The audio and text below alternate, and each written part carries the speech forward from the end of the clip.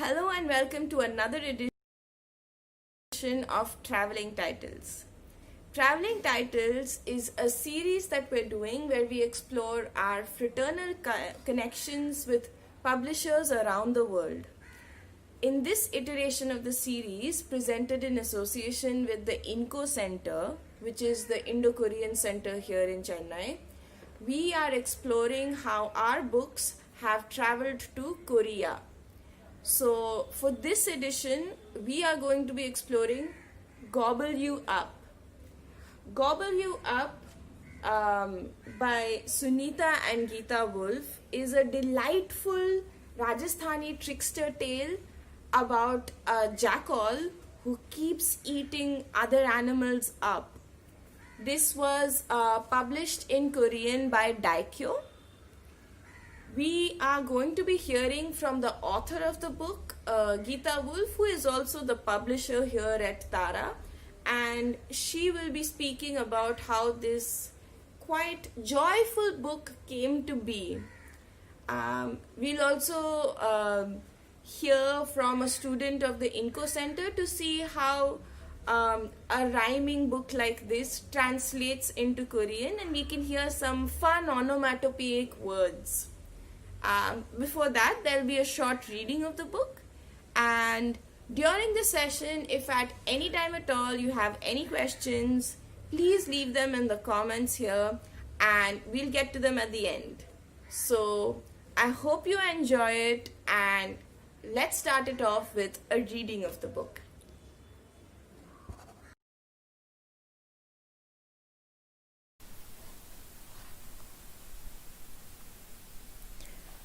Gobble You Up by Sunita and Geeta Wolf.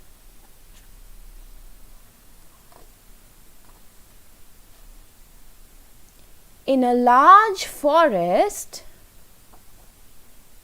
there lived a wily jackal.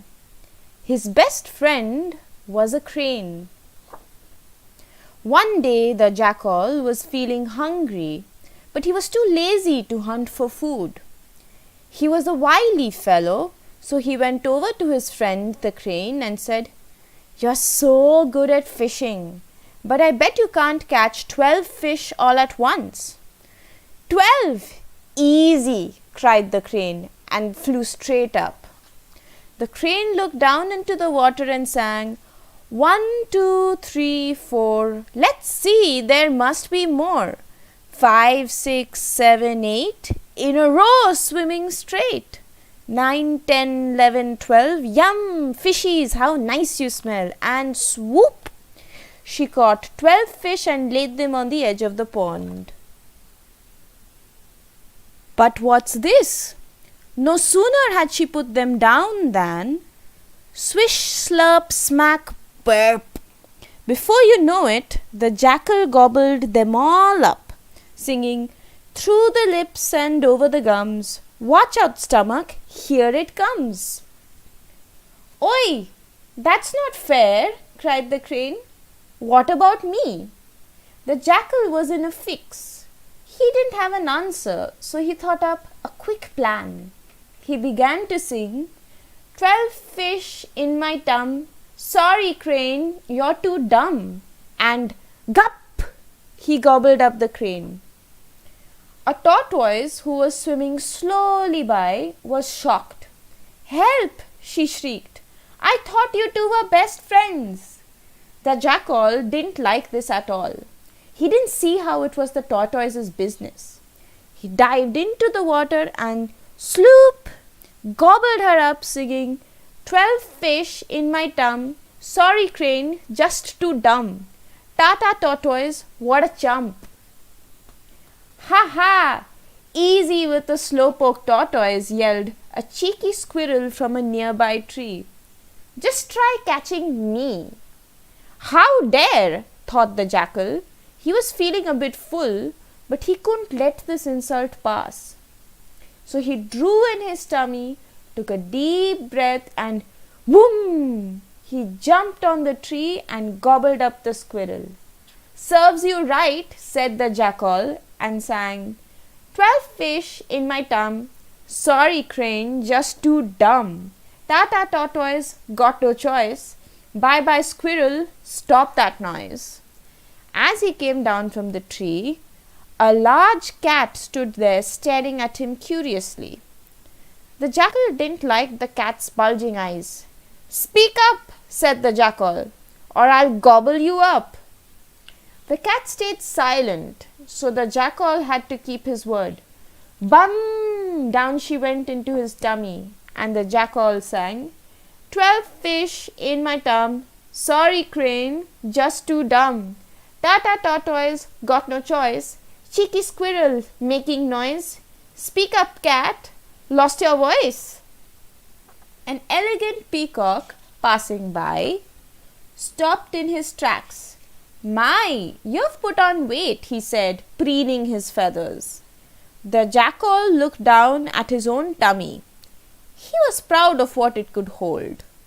I'm not fat, he yelled, and if anyone says so, I have to gobble them up. And zoot! That was the end of the peacock.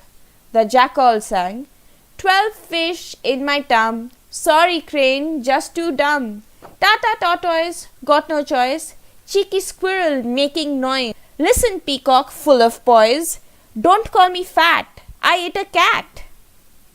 The jackal was feeling a bit heavy by now, so he decided that he could do with a drink of water. He was just setting off when a huge elephant came lumbering along. Hello? Said the elephant, surprised. You look like an elephant, but where's your trunk? And what happened to your ears? This was too much. I'm a jackal, shouted the jackal, and I'm going to show you by gobbling you up.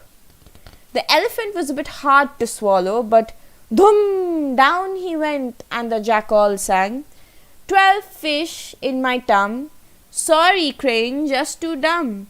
Tata tortoise, got no choice, cheeky squirrel making noise.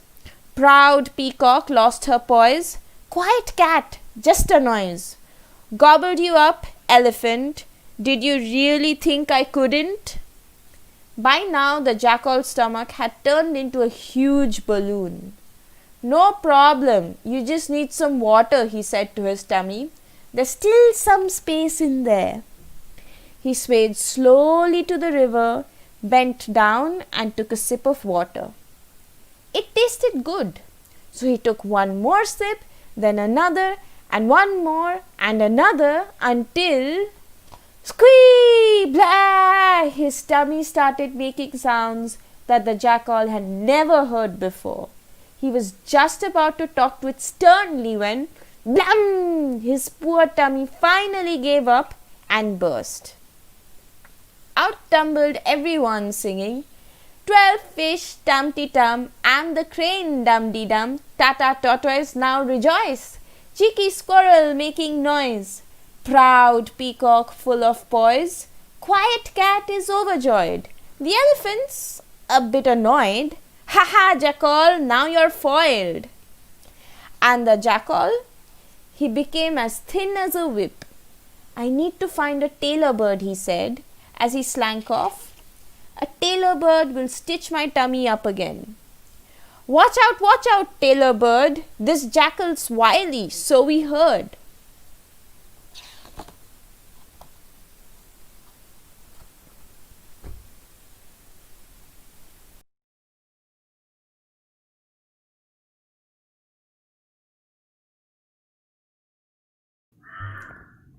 Hello, my name is Geeta Wolf. I'm the publisher of Tara Books and also the writer of Gobble You Up. So the idea for this book had been in my mind almost a decade before the actual book happened. And it was this way. We had published a book on the art of Meena women from Rajasthan called Nurturing Walls. And this fabulous art is on the walls and floors of Meena houses. It's a very temporary form. It's huge in scale. Women actually paint the walls with motifs, with decorations, but also with illustrative figures. And One of the most, I would say, tender images that stuck in my mind was an animal, I think it was a cat, with a baby inside the stomach. So it was a bit like an X-ray vision, and that's how the art looks. I mean, you could see right through it, and you could see the animal and the baby inside, and somehow the image stuck in my mind. And in 2014, we had a workshop of women's everyday art, the kind of art that women in India draw and render outside their homes and thresholds, which is decorative but can also be figurative. Sunita, the artist who created Gobble You Up, was one of the people invited to the workshop, and we gave her large sheets of brown paper on which to do her painting because she simply needed that scale. It was not with a brush, with her finger. And during the course of the workshop, we began to talk about perhaps doing a book together, and it was then that this image of the pregnant animal came to my mind. And while we were talking, Sunita's partner Prabhat, who happened to be there, told me about this Rajasthani folk tale which has a jackal swallowing and eating other animals, a greedy jackal. So, so I put these things together and came up with the story as you see now, about this wily jackal who eats one animal after the other. In the original story, the jackal bursts and dies, but I just thought that was too stark for a children's book, and I thought it was also funnier if he could be stitched back together and everyone escaped. I tried the story in various formats, and a rhyme seemed apt, so I tried my hand at it. And Sunita parallelly came up with the story, with the images for the story, I have to say, again drawn on large sheets of brown paper, and that is what you have here in front of you. There's a third element there of design, because as you know, Meena women draw only white, with white either chalk or lime on a brown background. And so our designer Ratna Ramanathan came up with the third color of black, which actually lifts up the images on the paper and makes them what they are. So, as with many of Tara's books, this is a very collaborative effort. It was an idea which took quite a while to develop into what is now the book. And as you can see, it's come a long, long way from what it was originally. And it's also traveled as a book to Korea and to several other places in the world. And I'm really pleased that, an art as ephemeral as the Rajasthani Meena form has found this very joyous way of reaching children across the world.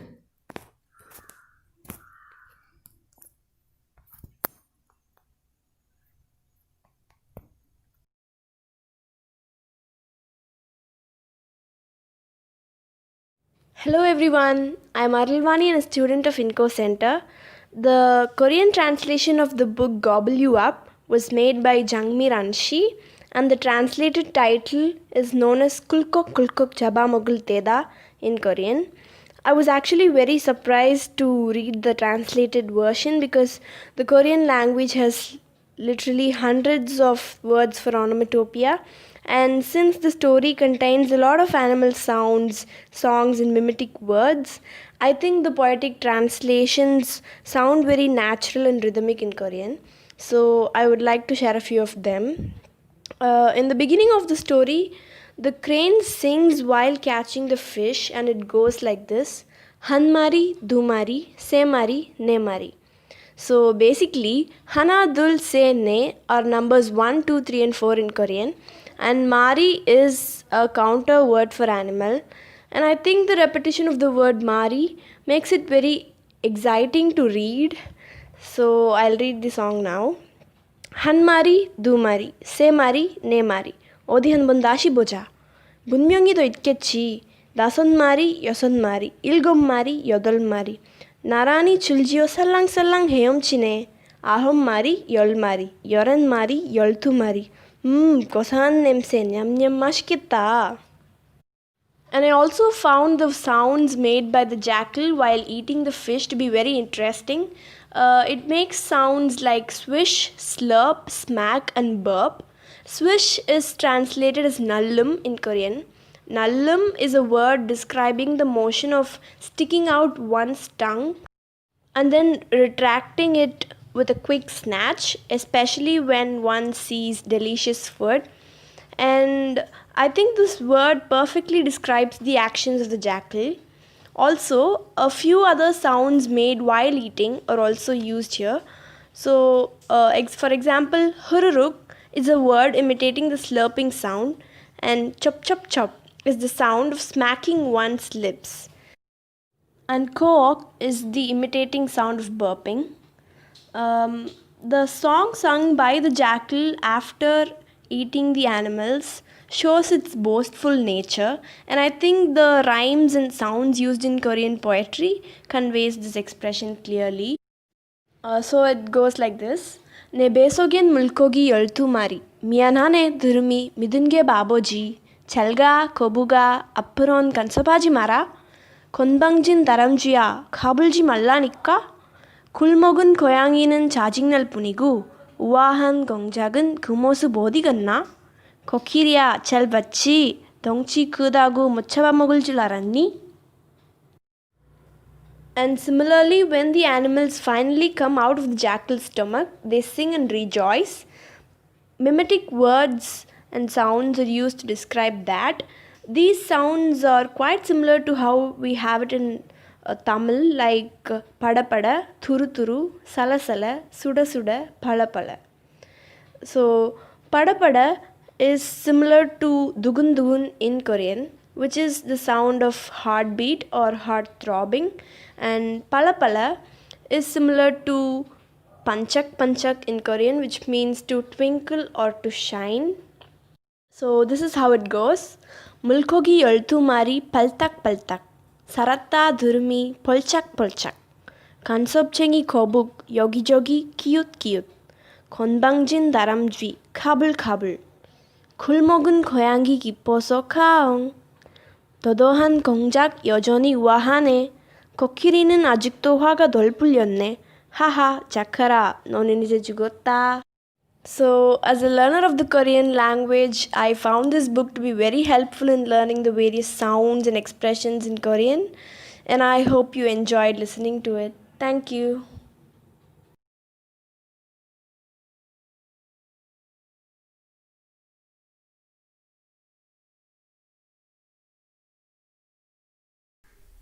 Hello there.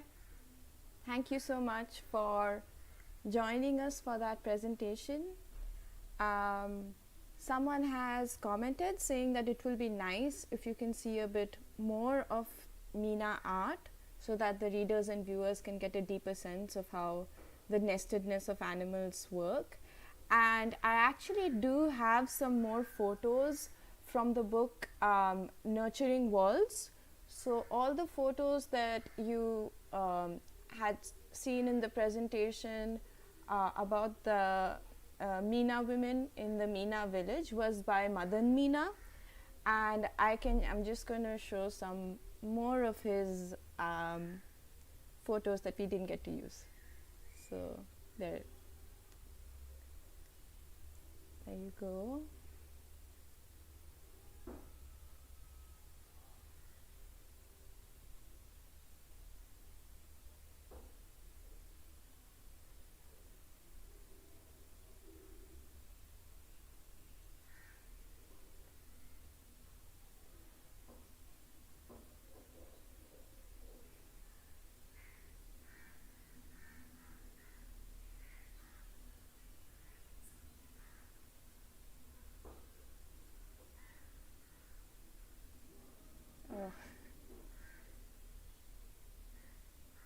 as you can see, this is the common area, and even that is decorated.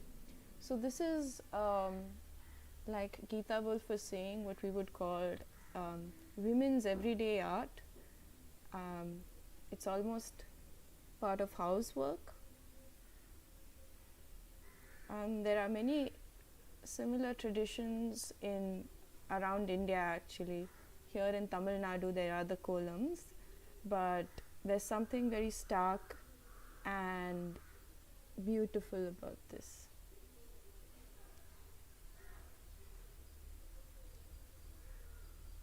The number of animals that feature here especially.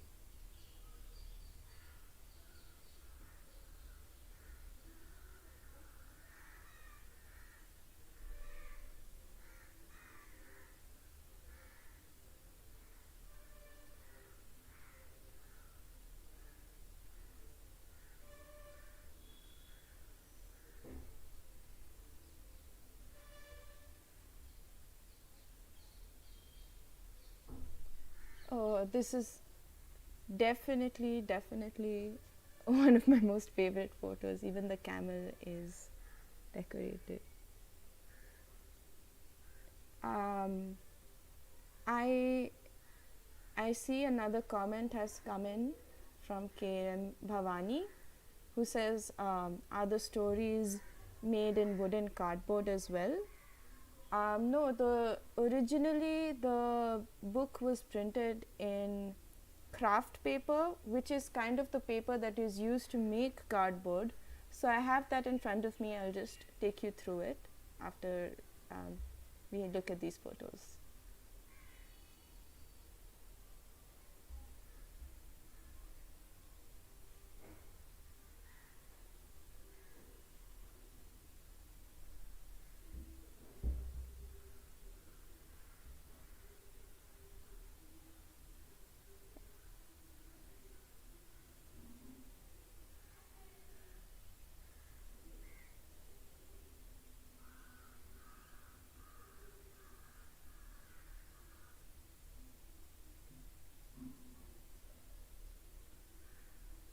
Okay. Yes, so this is the book. The first edition was screen printed. So this is craft paper. It's used usually for packing materials, but it has kind of like the same earthy tone of the walls, and it was screen printed. Black and white colors were used for that. As we sold off all of these books, we thought of doing a paperback edition to make it a bit more affordable, but we tried to like retain the same color and the texture of cardboard here. So yeah. Geeta V has said that it's interesting to see how the floor drawings are geometric and decorative while the wall drawings are figurative. Yeah, that's certainly one of the most important parts of Meena. Anyway, thank you so much for joining us for this, and we'll be back next month with probably the book that we're most well known for, which is The Nightlife of Trees, and I hope to see you then. Thank you to the Inco Center, and thank you to Arul Vani for really quite an interesting interesting information on how sounds work in different languages, and you know, she also brought in Tamil, which was nice. Thank you, and see you again.